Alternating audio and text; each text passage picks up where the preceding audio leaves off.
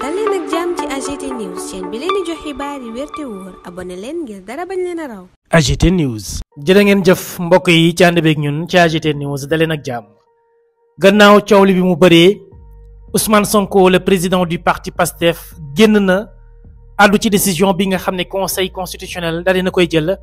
ñeel loi interprétative d'amnistie bi nga xam ne ñoom waa opposition ñoo dugaloon aw recours foofee ci boobu lépp banqaas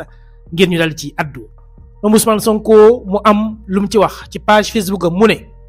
je me serais bien gardé de me prononcer sur la décision rendue par le Conseil constitutionnel sur la dite loi interprétative si les résidus d'opposition sénégalaise ne s'étaient précipités dans une tentative désespérée de récupération politicienne de conclure à un revers juridique du groupe parlementaire PASTEF les Patriotes. moom Ousmane Sonko mu ne mënoon naa sax ñàkk bañ a addu ci décision bi nga xam ne waa Conseil constitutionnel jël nañu ko jëmale ko ci liñ tuddee loi interprétative bu fekkonte ne desitu opposition bi nga xam ne moo des fii ci réewum Sénégal njëkkantewul woon ngir jël mbir mi def ko politique ngir jël mbir mi tiire ci ay conclusion maanaam ay njeexital yoo xam ne ci lu ñeel wàllum justice day mel ni luy weddi groupe parlementaire PASTEF les Patriotes bi nga xam ne moo ko sumboon moom mu ne il en est tout autrement car cette décision conforte la démarche et les objectifs poursuivis par la proposition de la loi interprétative. moom Ousmane Sonko mu ne li conseil constitutionnel jël comme ndogal au lieu muy contredire li nga xam ne proposition de loi interprétative bi moom la doon def beneen sens bi moo ñëw maanaam contredire ko maanaam weddiwu ko mais dafa ñëw gën koo dëggal moo waral mu ne à savoir exclure du champ de la loi initiale les faits qualifiables d'actes d'assassinat, de meurtre, de crimes de torture, les actes de barbarie, les traitements inhumains, cruels ou dégradants. mu ne li nga xam ne yépp ñoom moom lañ doon bañ waa PASTEF te bañi njëkk voté loi ba ci atum 2024 mooy loi initiale ba au départ ñeel mbirum rey tal bundu xatal doomu aadama def ko jëf yu ñaaw lool jëflante ak gaay yi nu dëppoowul ak nu ñu war a jëflante ak nit moo xam ne day wuññi sutura doomu aadama loolu yépp ñu ci bëggoon génnee ne woon gaay yi waruñu ko cee boole. Ousmane Sonko nee na décision wu conseil constitutionnel bii dafa ñëw dëggal lu ni mel la maanaam dëgg la leen joxaat ca jamono jooju comme itama ci jamono ji nga xam ne moom lañ dugalaat loi d'amnistie ngir lu ni mel ñu daal di koy mën a leeral askan wi. beneen ponk bi mu ne y maintenir les autres motifs de poursuite de faits se rapportant à des manifestations politiques. beneen bi mooy lépp loo xam ne dafa ñeeloon mbirum politique ci jamono jooju noonu ñoom nañ ko bëggee woon ñu dugal ko ci ñu bàyyi ko ci effacer lu ni mel. loolee décision bu conseil constitutionnel bii maintenir na ko maanaam dëggal na ko ndax ñun ñëpp ñu ngi fàttaliku ca départ loolu lañ waxante woon waaye premier point bi nga xam ne maanaam ponk bu njëkk bi Ousmane Sonko lim sànq waxante wuñ ko woon teewru ci woon bokk amuñu ci sax droit. beneen bi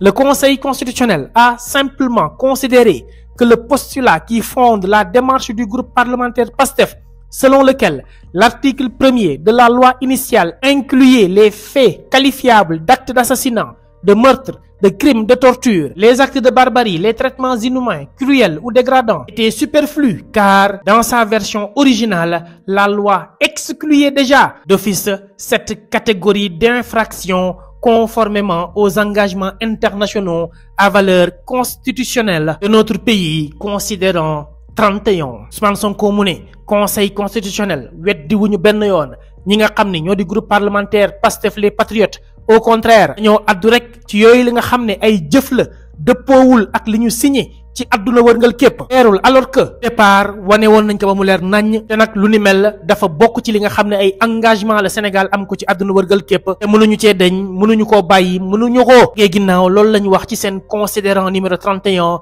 waral Ousmane Sonko teg ci ne le conseil constitutionnel estime par ailleurs dans son considérant 31 n'avoir relevé aucun autre motif d'inconstitutionnalité de la loi attaquée fermant ainsi définitivement toute possibilité de recours contre l'amnistie de tout autre fait se rapportant à des manifestations politiques. Ousmane Sonko mu ne conseil constitutionnel jàpp nañ itam que ne amul ci seen considérant numéro 32 lenn loo xam ne itam seetlu nañ ko ci luy wane ne lii dëppoowul ak constitution ci loi bi nga xam ne attaqué nañu ko lu ni mel day tëj définitivement maanaam ba faw lépp luy recours ba ñaxtu ñeel boobu lépp loi d'amnistie lépp loo xam ne ay mbir la xewoona ñu mën koo considérer comme ay manifestations politiques Ousmane Sonko ma ngay wéyal naan ainsi le conseil a fait une interprétation au-delà de ce qui était recherché par le groupe parlementaire Pastef les Patriotes li nga xam ne groupe parlementaire bi moom la doon sàkku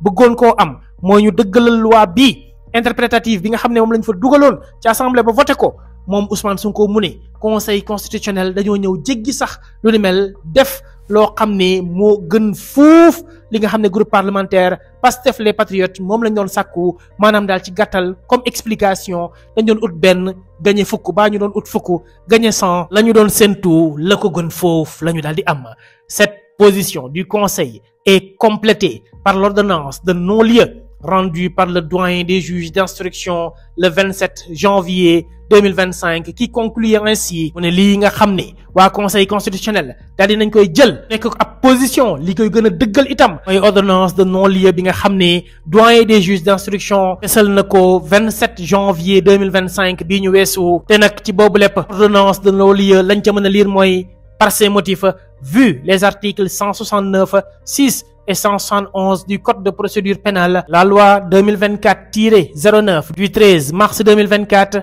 constatons l'extinction de l'action publique pour cause d'amnistie. La nga xam ne mooy loi d'amnistie bi moo waral luy ay jëf yi xewoon ci penc mi fay na. Disons n'y avoir lieu à suivre davantage contre Ousmane Sonko et Bassirou Diomaye Faye des chefs d'inculpation susvisés. La nga xam ne moom lañ doon toppee Bassirou Diomaye Diakhar Faye ak Ousmane Sonko lépp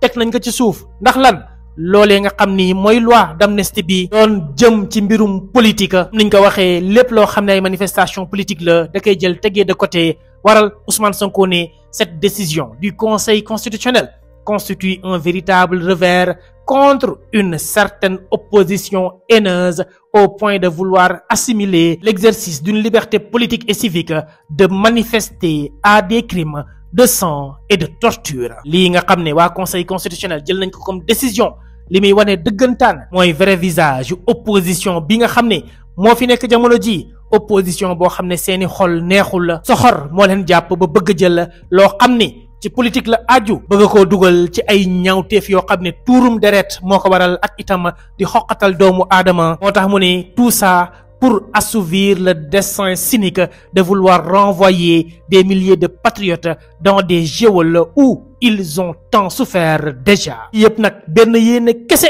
bu bon lañ ci am mooy fexe ba jël ay junniy doomu aadama yoo xam ne ay patriotes lañ bëgg seen réew delloowaat leen ci ay bërëb yoo xam ne sonnoon nañ fa loola souffrir nañu fa kaso yi métti woon na tàngoon na loola Ousmane Sonko nag samp aw laaj mu ne qu'avons-nous fait au bon Dieu pour mériter une opposition si indigente lan la ñu def suñu boroom ba mériter opposition bu bonee nii opposition boo xam ne tekkiwul dara loolee ma waral sànn na leen aw doj wu rëy na leen demain au réveil au lieu de voir la lune que je leur montre ils vont disserter sur mon doigt qui le leur désigne bu subaa maanaam ëllëg au lieu ñu xool weer bi ma leen di wan di leen ko joxoñ ngir ñoom ñëpp teg ci bët déedéet sama baaraam bii la ñuy topp nar cee wax loolu rek Ousmane Sonko lam ca bëgg a jublu mooy wan gaa yi que ne moom ci boppam mooy seen problème mais pas li nga xam ne mi ngi koy teg ci penc mi ngir ñu koy waxtaanee ngir ñu ciy trouver ay solution tout simplement ngir wane ne gaa yi moom Ousmane Sonko la ñu bëggul moo waral mu yëkkati yile kàddu ñëpp a nga ko doon xaar aw sorteem mujjee na koo def moom Ousmane Sonko le président du parti Pastef les Patriotes l'actuel premier ministre du Sénégal. AGT News.